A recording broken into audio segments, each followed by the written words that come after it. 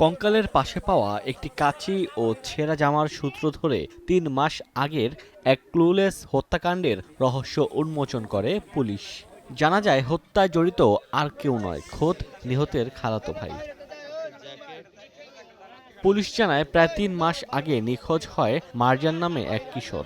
তবে ঘটনাস্থলে পড়ে থাকা কঙ্কালের পাশে জামা দেখে বাবা মা শনাক্ত করেন এটাই মারজান। এরপর থেকে হত্যার রহস্য উদ্ঘাটনে মাঠে নামে পুলিশ।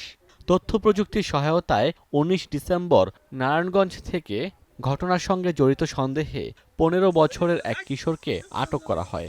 সে নিহত মারজানের ঘনিষ্ঠ আত্মীয় বলে জানিয়েছে পুলিশ।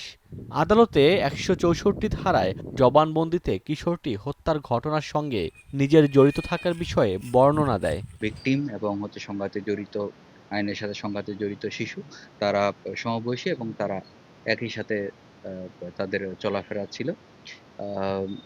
প্রাথমিকভাবে আমরা ধারণা করছি যে এখানে হয়তো এই বিষয়টাতে মাদকের কোনো সংশ্লিষ্টতা থাকতে পারে, কিন্তু আমরা আরো এই বিষয়টা গভীরভাবে বিশ্লেষণের প্রয়োজন রয়েছে এবং সেই সাথে আরো যাতে যে যদি পরবর্তীতে যদি কোনো বিষয়ের সংশ্লিষ্টতা তৈরি হয়, আমরা অবশ্যই এটা তদন্তের স্বার্থে এটা বিবেচনা করছি।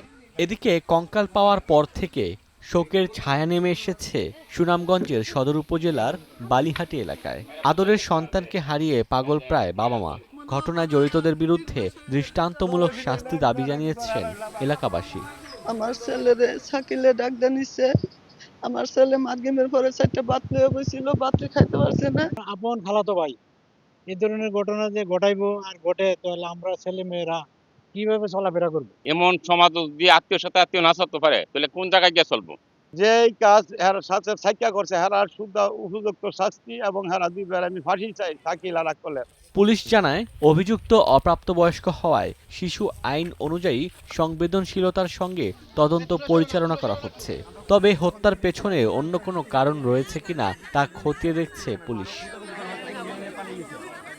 Desk report, star news.